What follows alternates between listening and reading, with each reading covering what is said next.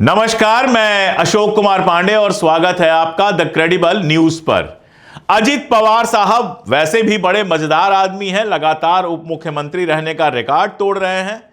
पार्टियां बदल बदल के उप मुख्यमंत्री रहे हैं। एक जमाने में अमित शाह जी गए थे महाराष्ट्र और वहां पर सबसे भ्रष्ट मंत्री बताया था अजित पवार को, और उसके बाद अजित पवार जी की दोस्ती हो गई, केस सारे वापस हो गए और अजित दादा जो हैं महाराष्ट्र के फिर से भारतीय जनता पार्टी के नेतृत्व में मुख्यमंत्री हो गए, अपने चाचा की पार्टी तोड़ दी।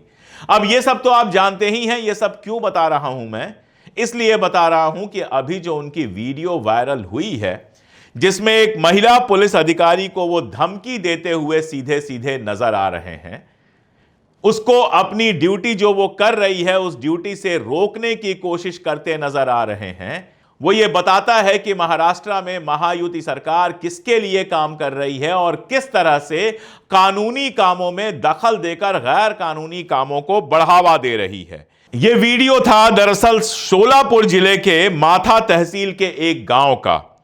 जो ये आईपीएस ऑफिसर हैं अंजना कृष्णा जी, वो गई थी वहां पर यह सूचना मिलने के बाद कि वहां सड़क बनाने के लिए अवैध तरीके से मिट्टी निकाली जा रही है, अवैध तरीके से खनन हो रहा है।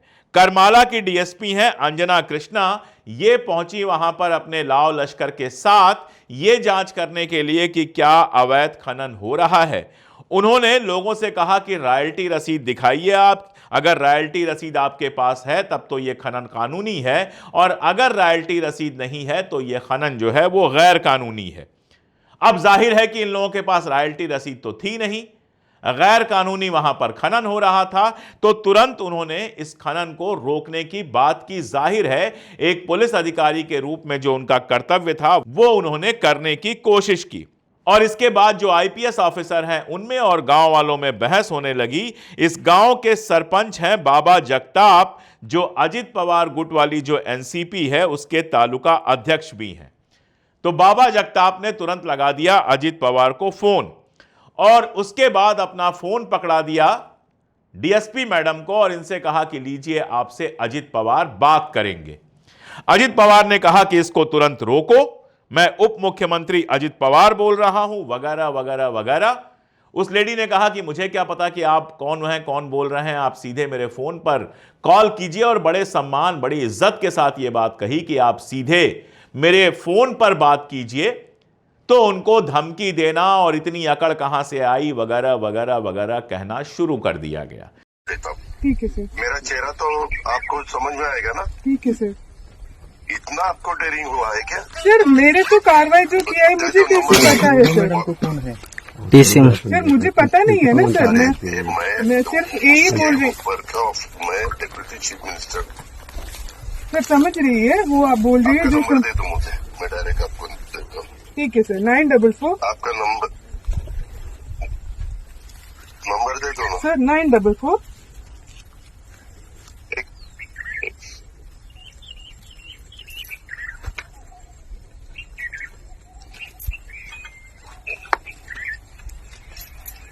$944 726 7758 सर। सर एक काम कीजिए, आप मुझे डायरेक्टली कॉल वगैरह नहीं, एक और 944726728। सर एक और बात बता दीजिए तो मैं करेंगे, उसमें कुछ दिक्कत नहीं है, हम भी रिकॉर्डिंग करेंगे ना। सुनो हाँ yes sir, yes sir, 944726778। Yes sir, yes sir, yes sir. Okay, thank you. अब आप सोचिए, एक आईपीएस अधिकारी जो ईमानदारी से अपना काम करने पहुंची हैं, उनके पास अकड़ क्यों नहीं होनी चाहिए? संविधान की अकड़, कानून की अकड़ क्यों नहीं होनी चाहिए उनके पास? परीक्षाएं पास करके, मेहनत करके वो अपने पद पर पहुंची हैं, और उस पद पर पहुंचकर कोई गैर कानूनी काम नहीं कर रही हैं, किसी नेता की चमचागिरी नहीं कर रही हैं, कमीशन खोरी नहीं कर रही हैं, अपराधियों को बचाने का काम नहीं कर रही हैं, ईमानदारी से अपना काम कर रही हैं। जो अवैध कार्रवाई हो रही है, जो अवैध मिट्टी खोदी जा रही है, उस अवैध काम को रोकने का काम कर रही हैं। ऐसे में उनके पास अकड़ क्यों नहीं होनी चाहिए? आप उप मुख्यमंत्री हैं, आपकी तो जिम्मेदारी यह है कि प्रदेश के अंदर कानून व्यवस्था कायदे से बनी रहे, उसमें किसी तरह का कोई व्यवधान न पहुंचे।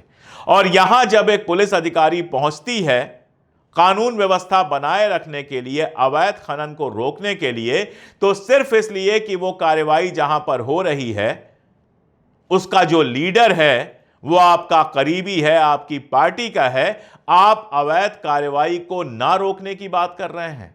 आप कह रहे हैं कि अवैध कार्रवाई ना रोका जाए, और जब सवाल पूछा जा रहा है तो आप कह रहे हैं कि वहां माहौल खराब ना हो जाए, इसके लिए मैंने कहा। अरे अगर माहौल खराब होने से आपको रोकना था और आप ईमानदार उप मुख्यमंत्री हैं, तो आपको अपनी पार्टी के तालुका अध्यक्ष और वहां के सरपंच से कहना था कि आईपीएस जो कर रही हैं वो कानून के हिसाब से कर रही हैं, उसमें किसी तरह की दखल मत दो, वरना तुम्हारे खिलाफ कार्रवाई होगी। चोर को रोकना था, आप तो पुलिस को रोकने लगे। आपको अवैध खनन रोकना चाहिए था। आप उप मुख्यमंत्री हैं, एक संवैधानिक पद पर बैठे हुए हैं, कानून की रक्षा करना आपका कर्तव्य है, लेकिन कानून की रक्षा करने की जगह कानून के रक्षक को आप धमकी दे रहे हैं कि मैं उप मुख्यमंत्री बोल रहा हूं और तुम्हें पता नहीं है, मैं तुम्हारे खिलाफ एक्शन लूंगा और कार्रवाई हो जाएगी। और इतनी अकड़ कहां से आई? ये नेता लोग सोचते हैं कि आईएएस आईपीएस सब इनके सामने झुके रहें और इनके काले सफेद कामों के सामने अपनी आंखें मूंद लें। और आप देखिए, अब तक इन आईपीएस साहिबा से किसी को कोई दिक्कत नहीं थी, अब इनके खिलाफ जांच होने की बात हो रही है।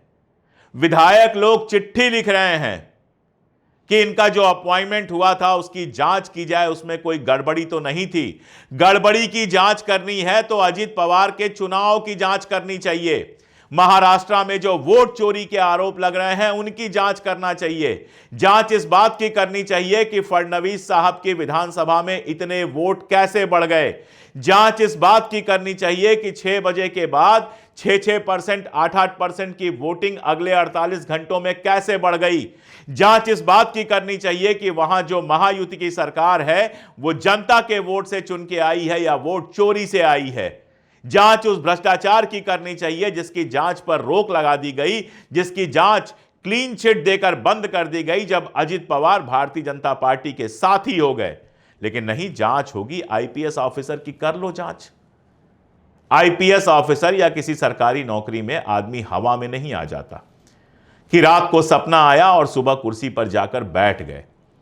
परीक्षा होती है, इंटरव्यू होता है, 2 साल की ट्रेनिंग होती है, एक एक कागज खंगाला जाता है। ये यहां प्रधानमंत्री थोड़े हैं कि डिग्री नहीं दिखाएंगे, कह देंगे पर्सनल मामला है, हम डिग्री नहीं दिखाएंगे। और ना चुनाव आयुक्त हैं कि कह देंगे कि अरे मां बहनों की प्राइवेसी कैसे भंग कर देंगे, हम सीसीटीवी नहीं दिखाएंगे। यहां सब दिखाना पड़ता है हुजूर। हाई स्कूल से लेके ऊपर तक की सारी मार्कशीट दिखानी पड़ती है, डिग्रियां दिखानी पड़ती हैं, वेरीफाई होती हैं, उसके बाद ज्वाइनिंग लेटर मिलता है। यहां ऐसे ही गुंडागर्दी से ज्वाइनिंग लेटर नहीं मिल जाता है, तो जांच कर लीजिए, खुन्नस निकाल लीजिए, ट्रांसफर कर सकते हैं, सस्पेंड कर सकते हैं, ये सारा कुछ कर सकते हैं। और जब वो महिला ऑफिसर उप मुख्यमंत्री के सामने उनका पूरा सम्मान करते हुए भी अपना सम्मान बचाते हुए बात कर रही थी, हिम्मत के साथ बात कर रही थी, झुकी नहीं थी, तो उसने उस समय भी सोचा होगा कि उसके खिलाफ क्या क्या हो सकता है। लेकिन उसके बावजूद अगर वो डटी रही है तो वो इन सब चीजों के लिए तैयार है। हमारे देश की समस्या ही यही है, जो अधिकारी दलाली में लगा रहता है, जो अधिकारी करप्शन में लगा रहता है, जो अधिकारी लूट करता है और उसका एक हिस्सा मंत्री साहब को पहुंचाता रहता है, वो अधिकारी तो लगातार प्रगति करता जाता है। लेकिन जो ईमानदार ऑफिसर होते हैं, जो कानून की रक्षा करते हैं, जो अपना फर्ज निभाने की कोशिश करते हैं, उनको हर तरह से परेशान करके यह मैसेज दिया जाता है कि अफसर तुम बने हो तो नेता के लिए काम करो, जनता के लिए काम मत करो। मुझे उम्मीद है आईपीएस एसोसिएशन, आईएएस एसोसिएशन जो दुनिया भर की बातें करते रहते हैं, उनमें से कोई अभी तक इस महिला ऑफिसर के साथ खड़ा होता नहीं दिखा है। मुझे उम्मीद है कि थोड़ी शर्म आएगी और अपने इस महिला ऑफिसर के साथ आईपीएस एसोसिएशन खड़ा होकर कहेगा कि महिला ऑफिसर सही थी, अगर रॉयल्टी के पेपर्स उसने मांगे थे तो बिल्कुल सही किया था, अवैध खनन को रोकना उसका काम था और वो सत्ता के सामने अड़ेगा, और अगर नहीं अड़ता है तो फिर अपने किसी और अपमान पर कुछ भी बोलने का अधिकार उसको रह नहीं जाता है। मैं चाहता हूं कि इस मुद्दे को उठाया जाए, इस मुद्दे पर बात की जाए। आप लोग भी सोशल मीडिया पर बात कीजिए ताकि पवार साहब और उनका गैंग जो है ये इस ईमानदार महिला पुलिस ऑफिसर को परेशान ना कर सके। आज के लिए इतना ही, बहुत शुक्रिया।